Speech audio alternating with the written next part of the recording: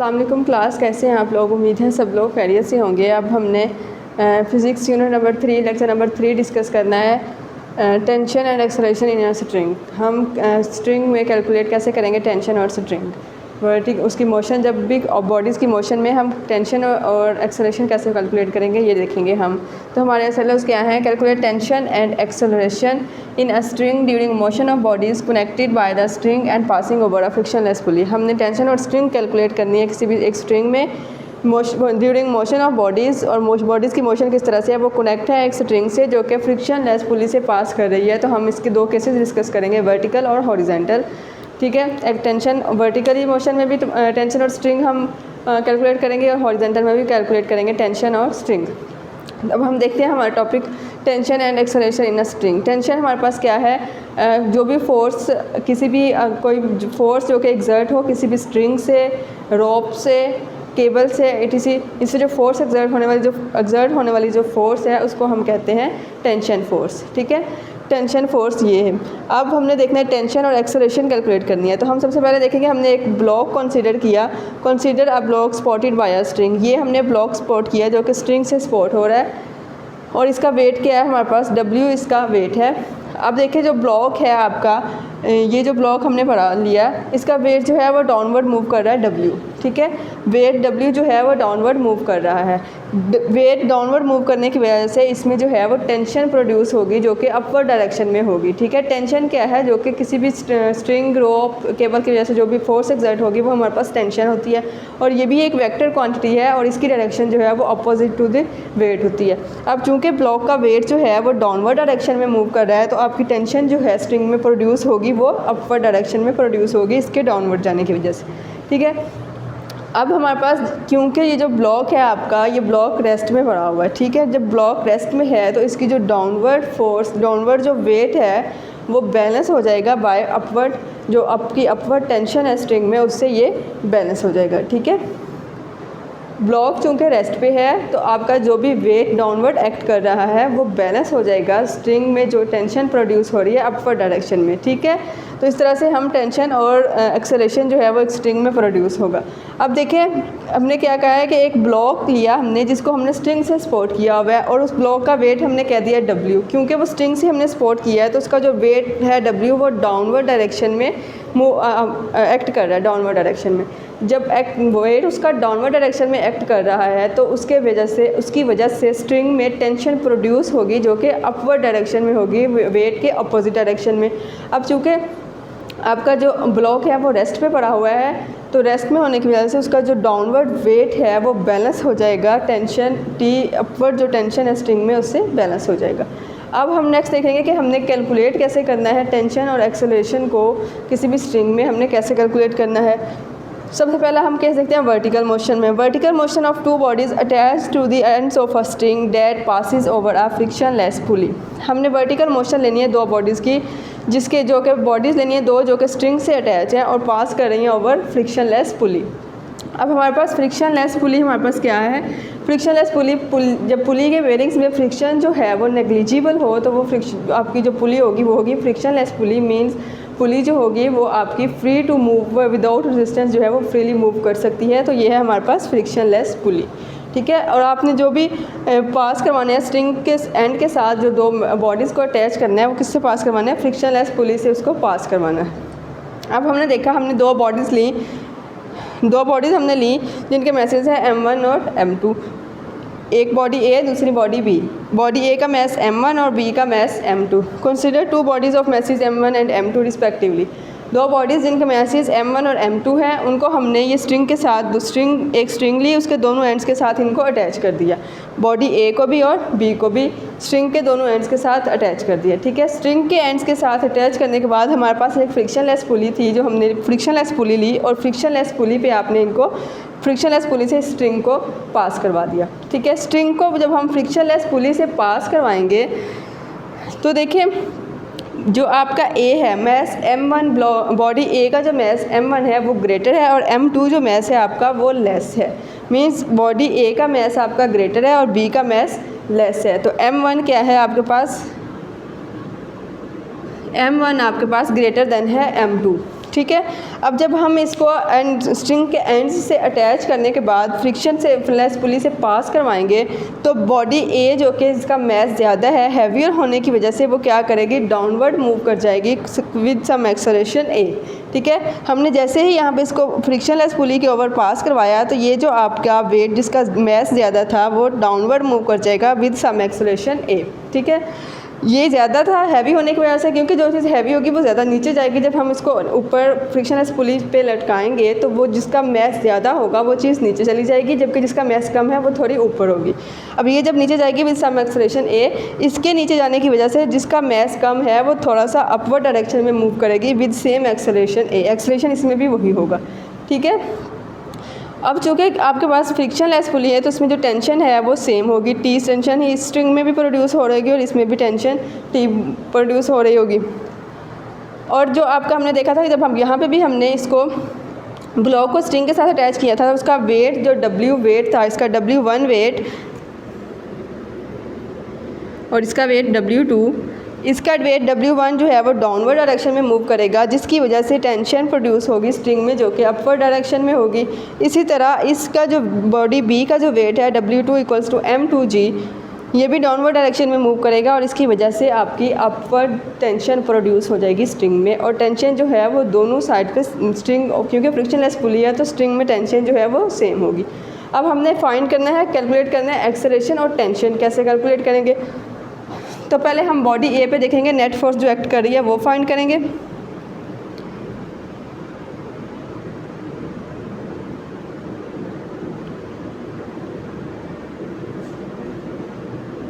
Net force देखेंगे जो कि बॉडी ए पे एक्ट कर रही है F1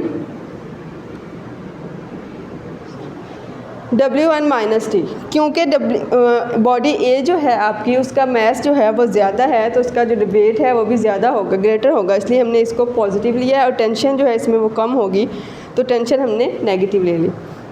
अब हमें पता है चूँकि Newton second law of motion क्या है, F इक्वल्स टू ma और W हमें पता है किसके इक्वल होता है mg। तो यहाँ पुट कर देंगे m1a equals to m1g minus T और इसको हमने नेम दे दिया इक्वेशन नंबर 1।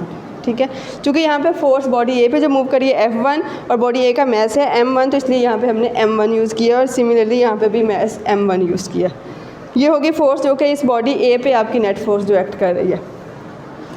अब हम देखेंगे बॉडी बी पे नेट फोर्स जो एक्ट कर रही है।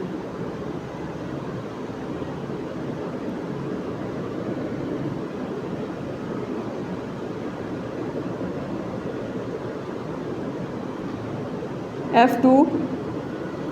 अब चूँकि यहाँ पे वेट जो है वो कम है तो हम वेट नेगेटिव लेंगे और टेंशन जो है वो positive. Similarly F2 M2A T minus M2G।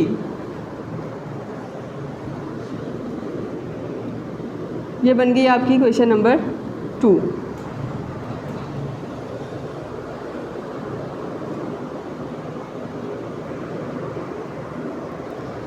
अब ये आपके पास इक्वेशन नंबर 2 आ गई। हमने फाइंड करना है एक्सेलरेशन, तो हम क्या करेंगे, ऐड कर देंगे इक्वेशन 1 और 2 को। एक्सेलरेशन और टेंशन हमने फाइंड करना है। इक्वेशन 1 ये थी आपकी, लेफ़्ट साइड लेफ़्ट में ऐड हो जाएगी और राइट साइड राइट में।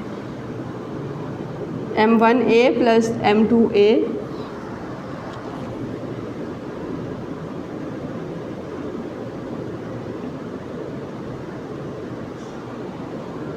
यहाँ से देखें इन दोनों में से हम एक्सेलरेशन दोनों में सेम है तो एक्सेलरेशन हम यहाँ से कॉमन ले सकते हैं। m1 प्लस m2a ये कैंसिल हो जाएगा, m1g माइनस m2g।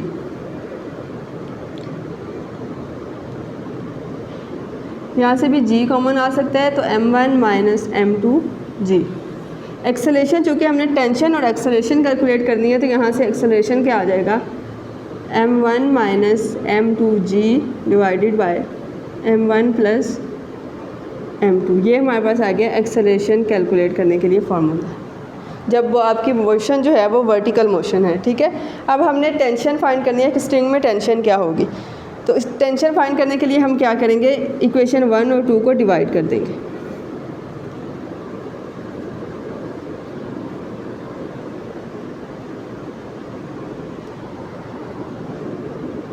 उसी तरह से इसकी भी लेफ़्ट साइड लेफ़्ट से डिवाइड हो जाएगी और राइट साइड से।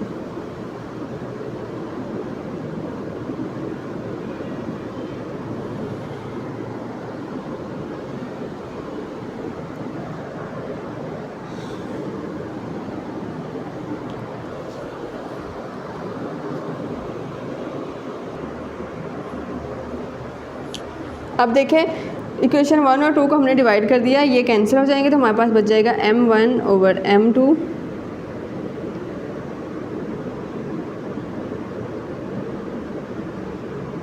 t minus m2g। अब हम इनको क्रॉस मल्टीप्लाई करवा देंगे,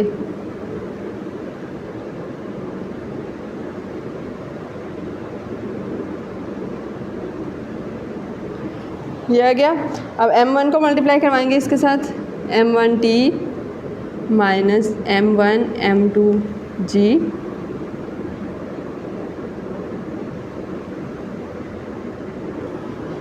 चूँकि हमने टेंशन कैलकुलेट करनी है तो टेंशन वाली टर्म्स को हम कंबाइन कर लेंगे और दूसरी टर्म्स को सेपरेट कर देंगे।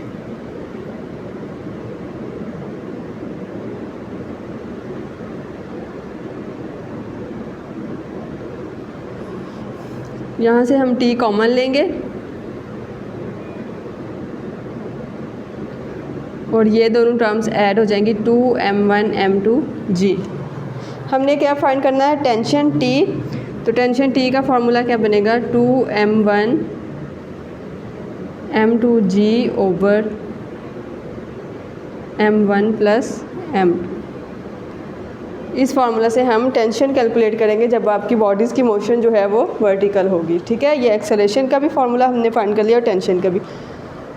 देखिए सबसे पहले हमने क्या किया कि हमने दो ब्लॉक्स लिए, दो बॉडीज़ ली मैस m1 और m2 की। m1 मैस ग्रेटर देन है m2, हमने उनको एंड्स को स्ट्रिंग के एंड के साथ अटैच कर दिया और उनको फ्रिक्शनलेस पुली से पास कर दिया। जब फ्रिक्शनलेस पुली से पास किया तो आपकी जो हैवियर मैस था वो डाउनवर्ड मूव कर गया विद सम एक्सेलरेशन a, जबकि लाइटर मैस था वो अपवर्ड मूव करेगा with some acceleration, same acceleration a।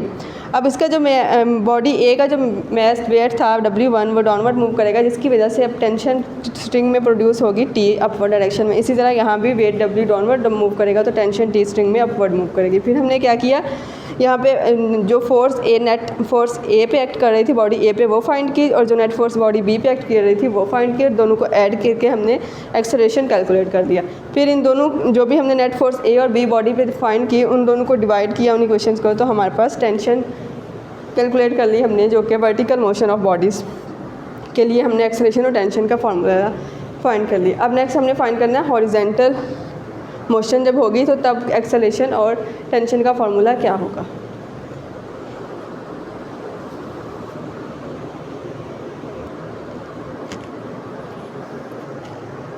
देखिए क्लास, अब हमने डिस्कस करना है motion of two bodies attach to the ends of a string. दो बॉडीज़ की मोशन जो कि स्ट्रिंग से के एंड से जिनको अटैच किया हुआ है, पासिस ओवर अ फ्रिक्शनलेस पुली, और उनको फ्रिक्शनलेस पुली से पास किया हुआ है, such that one body moves vertically, एक बॉडी जो है वो वर्टिकल मूव कर रही है जबकि दूसरी बॉडी जो है वो हॉरिजॉन्टल सरफेस पे, स्मूथ हॉरिजॉन्टल सरफेस पे मूव कर रही है, ठीक है। तो क्या करेंगे हम, इसमें भी कैलकुलेट करनी है एक्सेलरेशन और टेंशन हमने कैलकुलेट करना है।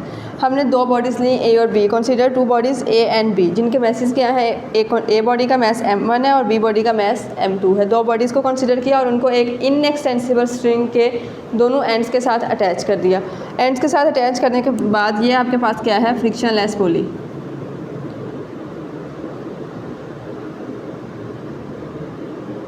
फ्रिक्शनलेस पुली दोनों इनएक्सटेंसिबल स्ट्रिंग के एंड से अटैच करने के बाद उनको फ्रिक्शनलेस पुली से पास करवाया, और एक जो आपका ऑब्जेक्ट ब्लॉक जो ए है, बॉडी ए जो है वो क्या करेगी, वर्टिकल मूव करेगी, जबकि जो आपकी बॉडी बी है वो स्टेबल, जिस टेबल पे पड़ी हुई है स्मूथ सरफेस पे हॉरिजॉन्टली मूव करेगी, ठीक है। जब आपने इसको फ्रिक्शनलेस पुली से पास करवाया तो आपकी जो बॉडी ए है वो डाउनवर्ड मूव करेगी, वर्टिकली डाउनवर्ड मूव करेगी विद सम एक्सेलरेशन ए। चूँकि आपका जो स्ट्रिंग जो है वो इनएक्सटेंसिबल स्ट्रिंग है तो इसकी वजह से जो बॉडी बी है वो भी हॉरिजॉन्टल मूव करेगी with same acceleration A, same acceleration A से मूव करेगी। उसके बाद आपके जो बॉडी, चूँकि यहाँ पे जो बॉडी पड़ी हुई है टेबल पे, अगर आपकी जो भी बॉडी ऑब्जेक्ट पड़ा हुआ है, बॉडी पड़ी हुई है, उसका वेट क्या करेगा, वर्टिकली डाउनवर्ड एक्ट करेगा, वर्टिकल डाउनवर्ड एक्ट करेगा, चूँकि टेबल पे जो पड़ा हुआ है उसका वेट तो उसका वर्टिकल डाउनवर्ड अपवर्ड एक्ट करेगा, वर्टिकल डाउनवर्ड, लेकिन टेबल ने भी उस पर फोर्स लगा के उसको ऊपर उठाया हुआ है, तो इस वजह से इसकी जो यहाँ पे ये वेट का इफेक्ट जो है वो क्या हो जाएगा, कैंसिल, क्योंकि action and reaction are always equal but opposite in direction. तो वेट ने भी जो कि इस पर कुछ ना कुछ फोर्स लगा के इसको उठाया हुआ है, तो ये दोनों आपस में कैंसिल हो जाएंगे, इसका वेट का इफेक्ट जो है वो कैंसिल हो जाएगा।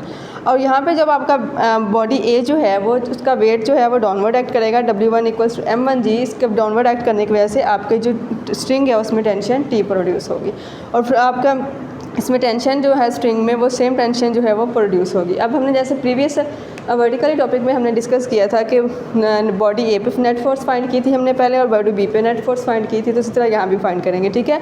यहाँ पे सिर्फ डिफरेंस क्या है, हमने क्या किया है कि हमने कहा है कि दो बॉडीज़ ली जिनका मैसेज M1 और M2 है, उनको फ्रिक्शनलेस पुली से पास करवाया, तो एक बॉडी जो है आपकी बॉडी ए जो है वो वर्टिकली डाउनवर्ड मूव कर रही है विद सम एक्सेलरेशन ए, और इनएक्सटेंसिबल स्ट्रिंग है चूँकि, तो इस वजह से आपकी बॉडी बी वो हॉरिजॉन्टल सरफेस पे मूव करेगी, ठीक है, हॉरिजॉन्टल मूव करेगी, और इसका टेबल पे पड़ा हुआ है, इसका वेट जो डाउनवर्ड एक्ट कर रहा है, तो जब वेट डाउनवर्ड एक्ट कर रहा है तो चूँकि टेबल पे भी कोई ना कोई टेबल ने फोर्स लगा के उसको उठाया हुआ है, तो इस वजह से वेट का इफेक्ट इसका कैंसिल हो जाएगा। और यहाँ पे वेट डाउनवर्ड इसमें मूव है, एक्ट कर रहा है डाउनवर्ड, तो इसमें इसकी वजह से टेंशन T प्रोड्यूस होगी स्ट्रिंग में, जो कि अपवर्ड डायरेक्शन में मूव कर रही होगी। अब हमने फाइंड करना है इनमें नेट फोर्स, तो पहले नेट फोर्स फाइंड करेंगे acting on a body A. Net force acting on a body A, F1 equals to W1 minus T, जैसे प्रीवियस में हमने F1 फोर्स फाइंड की थी, हमें पता है force F1 equals to M1A और W1 इक्वल्स टू MG, तो ये आपके पास बन गई इक्वेशन नंबर 1। अब हमने फोर्स फाइंड करनी है बॉडी बी पे,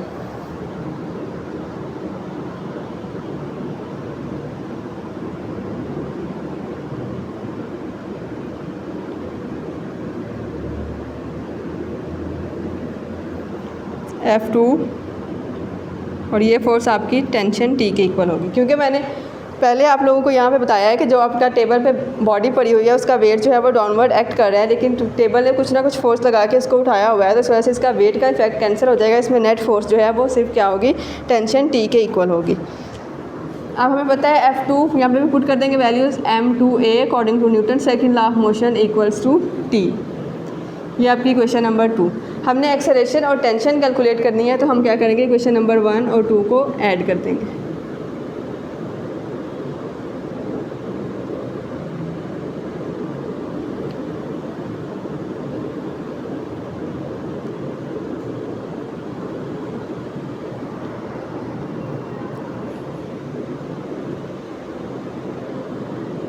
यहाँ से हम M1A कॉमन ले लेंगे, M1 प्लस M2A, T और T कैंसिल, M1G, क्योंकि हमने एक्सेलरेशन फाइंड करना है, तो ये आ जाएगा M1G over M1 plus M2।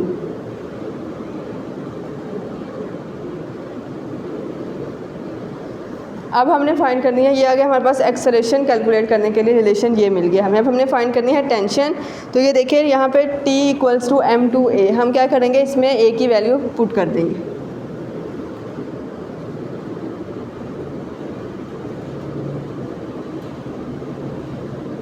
In equation 2 में हम A की जगह पे वैल्यू पुट कर देंगे M2,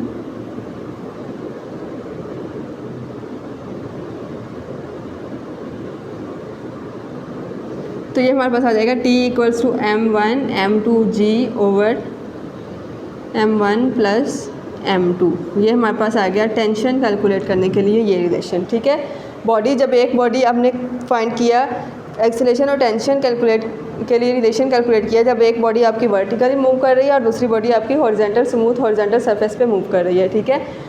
तो इसमें भी हमने इसी तरह से नेट फोर्स पहले देखी, जो बॉडी ए पे नेट फोर्स एक्ट कर रही है वो फाइंड की, फिर जो बॉडी बी पे नेट फोर्स एक्ट करेगी वो फाइंड की, उसके बाद दोनों इक्वेशंस को ऐड करके हमने एक्सेलरेशन फाइंड कर लिया। उसके बाद हमने देखा कि एक्सेलरेशन की वैल्यूज़ जो है उसको इक्वेशन नंबर 2 में पुट करके सिंपली हमने सिंप्लीफाई किया, तो टेंशन T की भी वैल्यू मिल गई हमें, ठीक है। उम्मीद है आप लोगों को ये टॉपिक समझ आ गए होंगे। अब आपका ब्रेन स्टॉर्मिंग क्वेश्चन है, what is an Atwood machine. आपने बताना है कि एटवुड मशीन क्या होती है, बिल्कुल, ठीक है। ये क्वेश्चन का आंसर आपने देना है, और डायरी आपकी पेज नंबर 56 to 67 ये भी आपने अच्छे से तैयार करनी है, ठीक। ठीक है, ओके क्लास, अल्लाह हाफिज़।